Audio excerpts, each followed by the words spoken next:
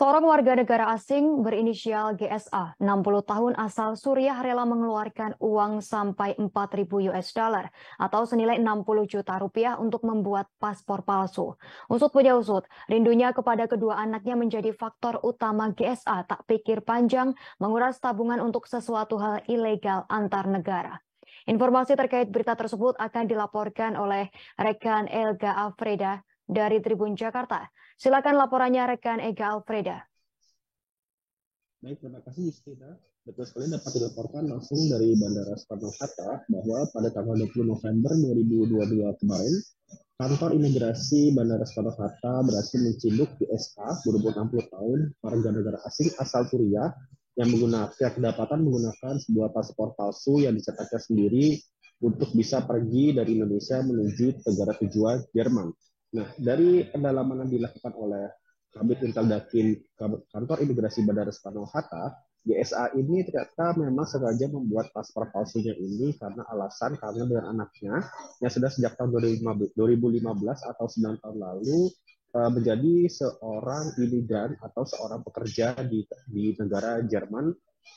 Dan sejak itu mereka dan ketiganya itu belum bertemu karena masalah keimigrasian dan juga masalah dari antar negara. Nah, dari laporan yang didapatkan oleh tribunjakarta.com dari kantor imigrasi Bandara Soekarno-Hatta, GSA ini rela mengkocek uang sampai 4.000 US dollar atau bila dikonversikan ke dalam rupiah itu sekira 60 juta rupiah.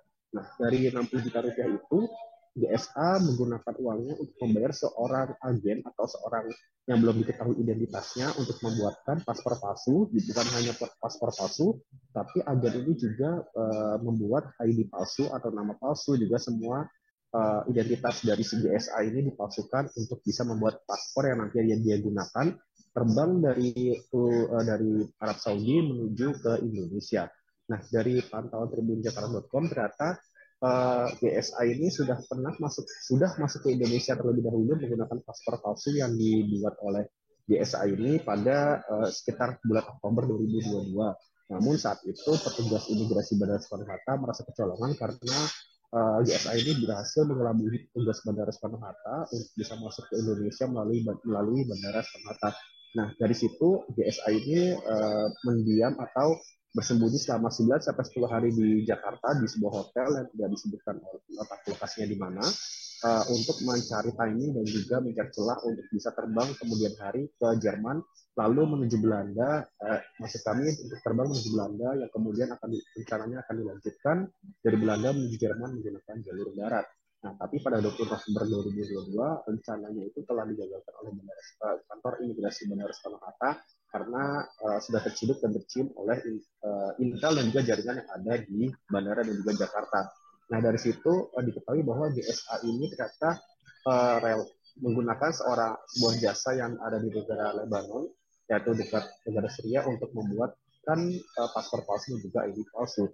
Nah, dari situ kantor imigrasi Bandara Soekarno-Hatta juga terus melakukan penelusuran bagaimana caranya ia bisa terbang dan juga bagaimana caranya ia bisa lolos dari jangkauan petugas imigrasi Bandara Soekarno-Hatta ketika ia memasuki Indonesia menggunakan pesawat British Airlines dan bagaimana ia dan kapan ia bisa mendarat bagaimana ia mendarat di Bandara Soekarno-Hatta.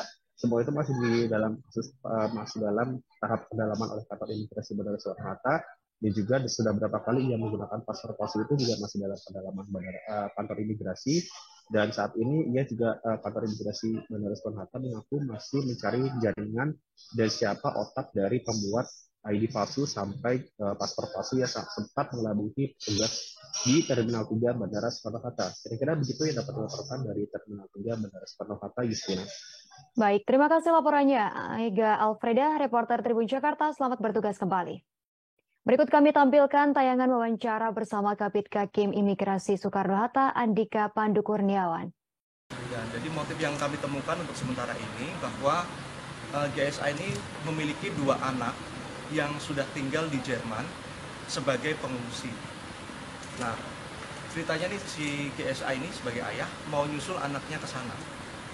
Nah, cuma kalau dia menggunakan paspor Suriah, sepertinya akan menemui kendala dalam memperoleh izin masuk atau visa untuk ke Jerman.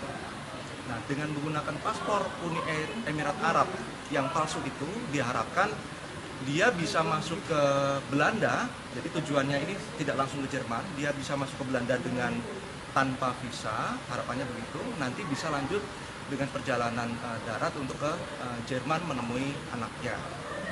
Ya, jadi motifnya sementara ini tidak ada kaitannya dengan ekonomi, tapi lebih pada untuk menjumpai anaknya yang sudah kurang lebih 9 tahun tinggal di Jerman sebagai pengungsi atau refugee.